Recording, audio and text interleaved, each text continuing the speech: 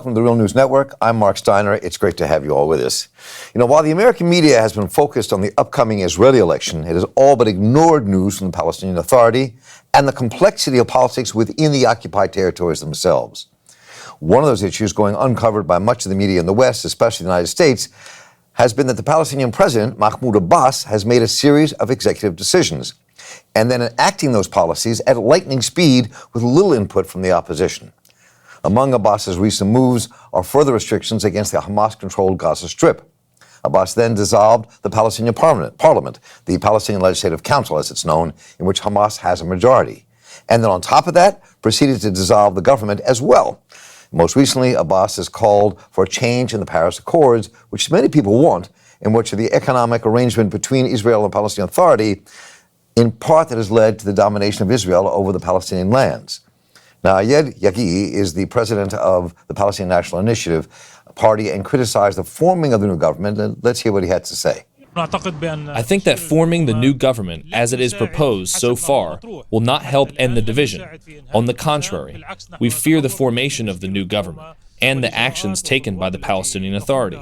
It is possible to deepen this division and turn the division into a separation between the West Bank and the Gaza Strip. And here to join us is the founder of the National Initiative Party, Mustafa Barghouti, which was founded in 2002. Mustafa is a member of the Palestinian Legislative Council and a former Minister of Information in the Unity Government of 2007. And Mustafa, welcome. It's good to have you with us. Thank you. So there's so much to cover here. Let's see what we can get done. Let's begin with the idea of ending the Paris Accords or trying to rethink the Paris Accords. I mean, for our listeners, if these are the accords that gave the Israeli Authority over customs, imports, exports, the entire Israel-Palestine area, and has kind of bankrupted the Palestinian Authority and the Palestinian in many ways. So what about this move on Abbas's part, and how do you fit into that?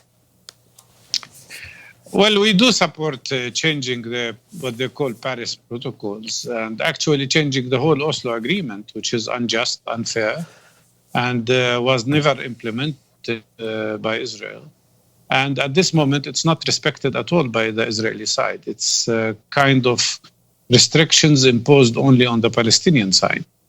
When it comes to Paris agreement, it restricted the Palestinian economy. It put us, as you said, under full Israeli domination. It allowed Israel to control 70% of our tax revenue, which Palestinian people pay from their own pockets. And Israel does not only charge us 3% for transferring our taxes, but also it controls them and uses them as an instrument of political pressure. There were times when all the 70% of our tax revenue was withheld by Israel for years. There were times when Israel cut certain amounts from this revenue and used it in the way it likes, claiming it is payments from the Palestinian side. But most important, there are certain controls that prevent our economy from developing, like very high value-added tax for our economy, which is imposed by Israel, like the control of our import-export, and most important, the control of the land, where the Palestinian Authority is not allowed to function in more than 38% of what should be the Palestinian future state. So this adds to the complexity. So while there's kind of a breadth of support maybe for going against the Paris Accords, that whether it's from your party or from Hamas or from the Fatah, that this might be a unity in a sense, but I'm curious where the differences lie within how this was handled by Abbas, and what do you think the next step should be as opposed to what maybe Abbas's next steps would be? You know, I ran against Mr. Abbas in 2005. You did. We proposed a completely different policy. I was the runner-up in these elections. And we believe that the Palestinian policy should be more determined, more clear, and more unifying of the Palestinian people. We, for instance, think that the dissolution of the Palestinian Legislative Council, which is the only elected body democratically, was wrong. And what we wanted is new elections, and after that, the old council would go away. But you can't dissolve the only elected body without having elections first. We didn't have elections since 2006, as you know, neither presidential nor legislative. This is a major weakness. There is an internal division that is not solved yet, and we believe that the measures that are taken by the Palestinian Authority against the people of Gaza Strip, and I assure you, these are measures not against Hamas, but against the people of Gaza, are not acceptable and should be stopped immediately.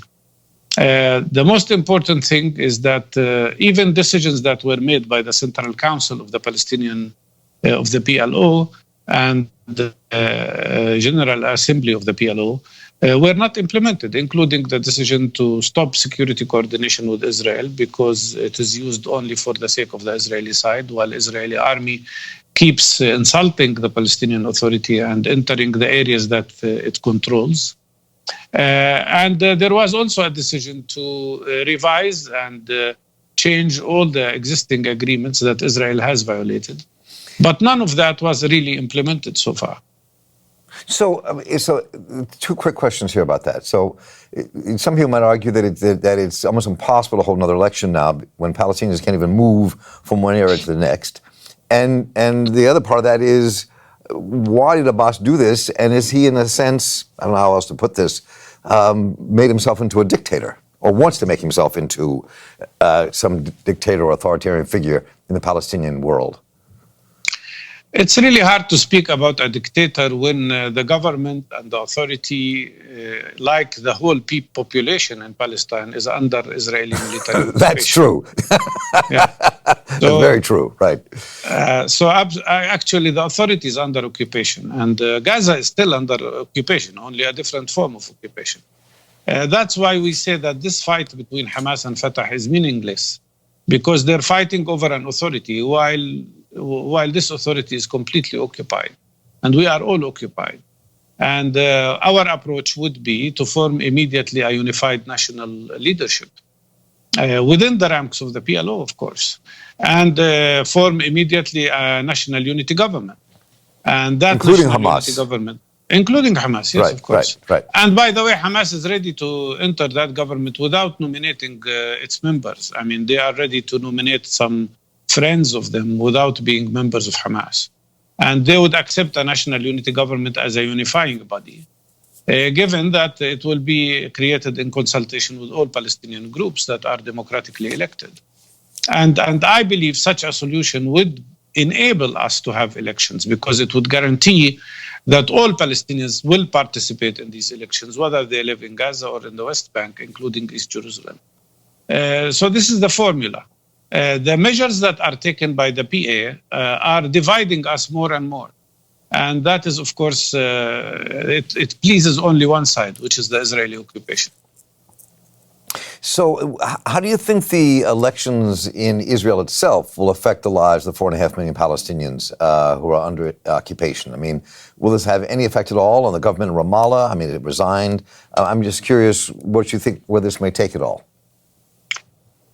The proposal from Mr. Abbas is to form a PLO government, but 5 major groups in the PLO, the 5 effective groups in the PLO, which are the Palestinian National Initiative, the PFLP, the DFLP, FIDA, and probably People's Party, have decided not to join a factional PLO government, but insist on a national unity government. So that's why now there is an obstacle to forming the factional government. On the other hand, the Israeli elections, of course, will have an impact. And unfortunately, we do not expect anything good from these elections, mainly because the competition now in Israel is between the extreme right and the very extreme right. And in my opinion, because the Israeli public, the population, feels that occupation is not costly at all, actually it's profitable, they are turning their backs to peace, and they're moving more and more in supporting groups like Naftali Bennett and, of course, Benjamin Netanyahu and others who say there is no place for a Palestinian state and who are really trying to kill the two-state solution. and who passed a very dangerous and racist law in the Israeli Knesset, which is the National Jewish Law, which practically excludes the Palestinians from being a nation living in Palestine, including the 1.5 million Palestinians who hold Israeli citizenship. So what we are struggling against here is not only a military occupation that has become the longest in modern history.